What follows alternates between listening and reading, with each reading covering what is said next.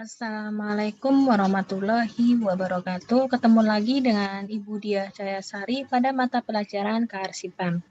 Nah, kali ini Ibu akan menjelaskan tentang skema bagaimana cara mengerjakan tugas kelompok ya. Oke, langsung saja Ibu share materinya.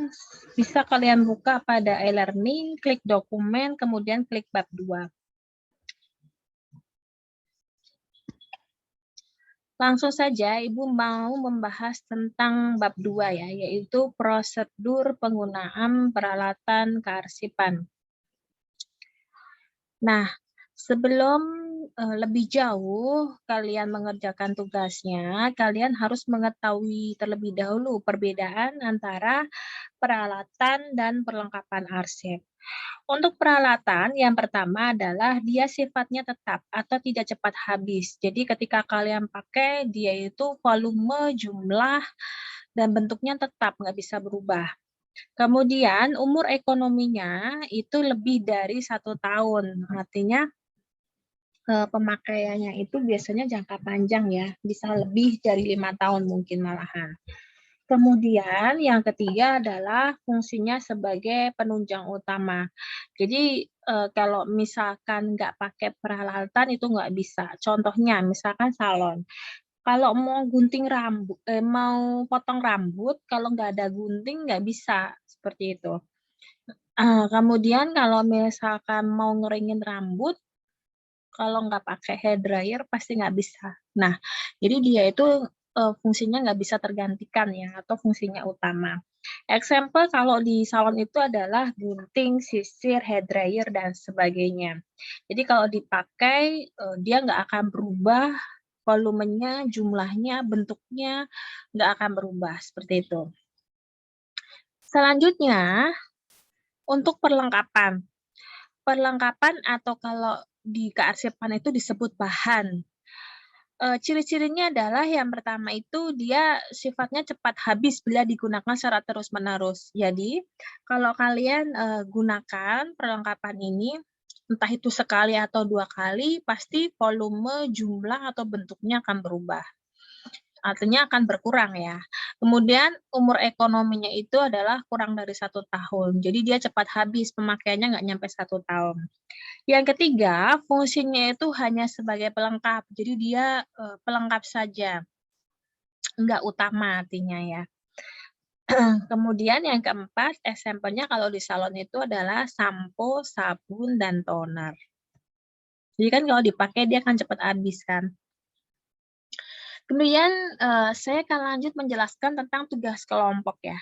Di sini silakan buat kelompok yang sudah Ibu tentukan ya, dalam satu kelas Ibu itu membutuhkan, 5 kelompok.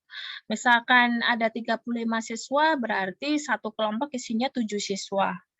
Kalau 5 berarti tinggal dikalikan 5 kan 35 ya. Kemudian cari gambar peralatan dan perlengkapan arsip di internet atau gunakan benda yang kalian miliki jika ada, kemudian presentasikan.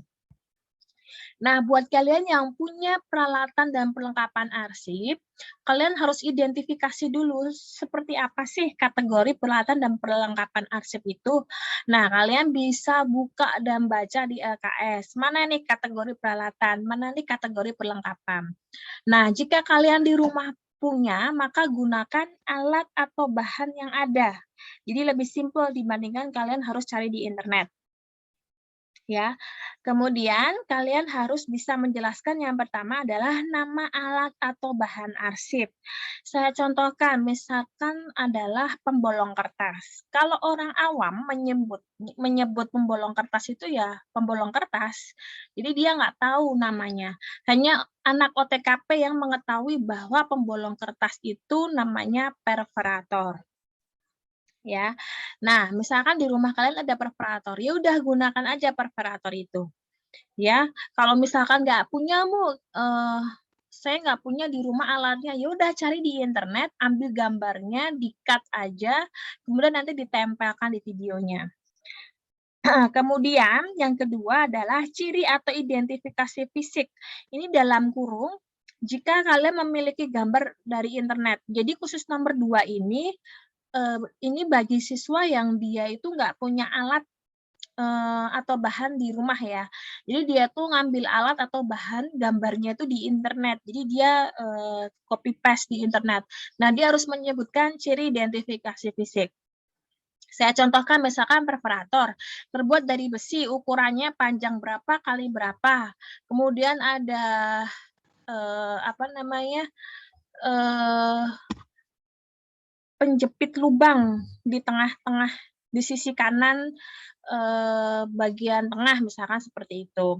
Kemudian ada tanda apa namanya? Panah sebagai petunjuk ketika kertas mau dilubangi misalkan seperti itu. Kemudian yang ketiga, ini adalah fungsi. Fungsi ini untuk semua siswa ya, baik yang dia punya alat dan bahan di rumah atau dia yang ngambil di internet, ini sama. Semua harus menyebutkan fungsi. Fungsi dari perforator apa sih? Nah, contohnya fungsi dari perforator itu adalah untuk melubangi kertas seperti itu, yang akan dimasukkan ke dalam ordner atau business file, misalkan seperti itu. Kemudian yang keempat adalah cara menggunakan. Nah, jika kalian memiliki bendanya.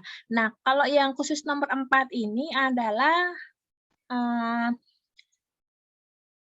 khusus untuk apa namanya siswa yang punya alat dan bahan di rumah, dia harus apa namanya memperagakan cara menggunakannya. Terus bagaimana Bu yang dia ngambil di internet gambarnya dia nggak punya alat, ya udah dia hanya presentasi ngomong aja, nggak perlu diperagakan seperti itu. Nah, selanjutnya setiap anggota wajib mendapatkan bagian satu gambar, alat atau bahan untuk dipresentasikan dalam bentuk video. Misalkan dalam satu kelompok ada 7 siswa. Nah, 7 siswa ini dibagi 3 anak, dia apa namanya dapat tiga siswa dia memilih alat, 4 siswa memilih bahan atau perlengkapan, misalkan seperti itu. Dan masing-masing anak ini harus beda-beda alat dan bahannya. Misalkan si A, dia udah ngetek nih perforator. Si B nggak boleh pakai perforator, dia harus cari alat yang lain, misalkan stapler, seperti itu. Nah, stapler itu bahasa OTKP ya, kalau bahasa orang umum staples, seperti itu. Ada lagi banyak alat dan bahan yang orang umum itu sebenarnya salah sebut, tapi ya jadi kebiasaan gitu ya. Contoh aja adalah map Snellhecter. Map Snellhecter itu bahasa kearsipan, kalau orang awam itu menyebutnya business file. Coba kalian lihat di internet business file itu seperti apa. Jadi memang ada perbedaan nama antara orang awam dengan dengan anak OTKP dalam menyebutkan alat dan bahan kearsipan seperti itu. Kemudian adalah format video. Nah, yang pertama adalah kalian harus mengucapkan salam pembuka dulu. Kemudian sebutkan kelas ya untuk siswa yang menjadi urutan pertama presentasi. Nah, gimana sih contohnya? Kalian bisa buka channel YouTube saya tentang hasil video kakak-kakak kelas kalian yang terdahulu, itu ada semua contohnya. Kemudian yang kedua, perkenalkan nama kalian nih semua siswa dalam kelompok. Jadi misalkan si A ketika dia mau presentasi, dia kenalin nama dulu. Si B kenalin namanya dulu baru presentasi. Si C memperkenalkan nama dulu baru presentasi. Begitu juga seterusnya. Tujuannya apa? Supaya ibu juga bisa mengenal kalian gitu ya. Kemudian yang ketiga adalah isinya. Nah, isinya ini adalah semua siswa yang ada di kelompok maksudnya ya. Isinya ini misalkan ada 7 siswa dalam satu kelompok, ya berarti isinya ini presentasi tentang 7 siswa tadi. Ada yang perforator, ada yang stapler, ada yang misalkan map Snellhecter, kemudian misalkan ada yang Ordner, dan sebagainya, beda-beda. Kemudian yang terakhir adalah penutup. Penutup ini adalah cukup siswa yang urutan paling terakhir ketika dia mempresentasikan. Misalkan yang terakhir adalah si G. Nah, si G ini kan presentasi terakhir, dia menutup sekian video tugas alat dan bahan kearsipan, kurang lebihnya mohon maaf. Wassalamualaikum warahmatullahi wabarakatuh. Misalkan seperti itu. Kemudian syarat nilai sempurna. Yang pertama, mampu menghafal atas naskah yang dipresentasikan. Jadi, sebelum kalian presentasi, kalian tuh harus buat contekan dulu. Apa sih yang harus saya presentasikan? Kemudian dihafal naskahnya. Kemudian yang kedua, bisa menggabungkan video antara anggotanya dalam satu kelompok dapat menggunakan aplikasi Viva Video, KingMaster, dan sejenisnya yang dapat kalian download di Play Store via HP. Nah, ini tugas kalian ini nggak harus datang ke rumah teman. Jadi kalian buat di rumah masing-masing, ya.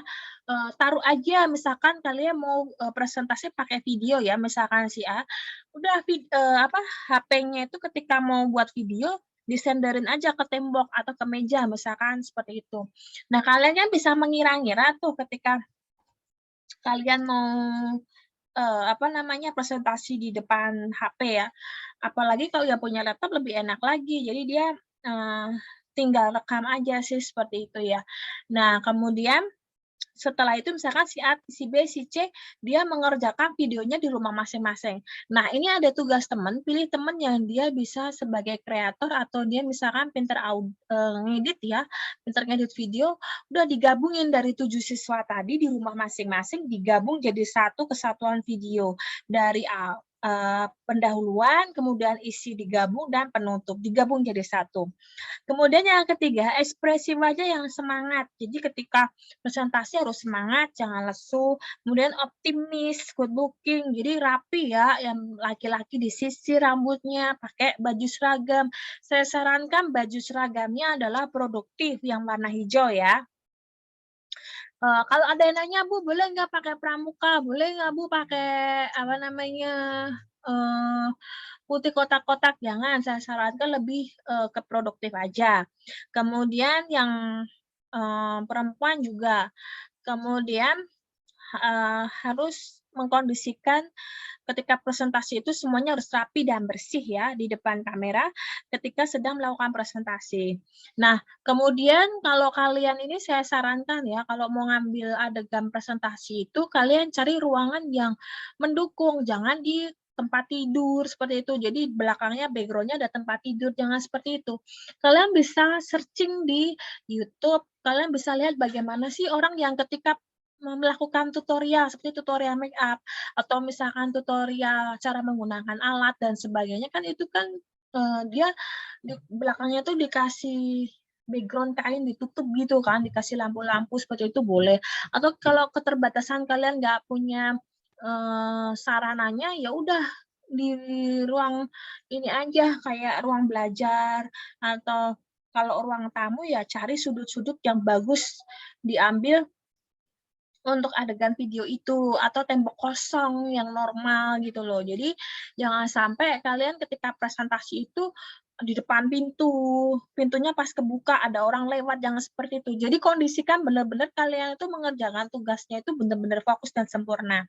Kemudian yang keempat, jangan lupa tulis tugas kearsipan tentang peralatan dan perlengkapan, nama kelompok, kelas, dan nama guru itu di bagian akhir. Nah, di bagian akhir bisa kalian tulis edit nama SMK kalian dari mana, tugas tentang apa, dan kelompok kalian kelas berapa, sama guru mapelnya kalian tulis nama saya.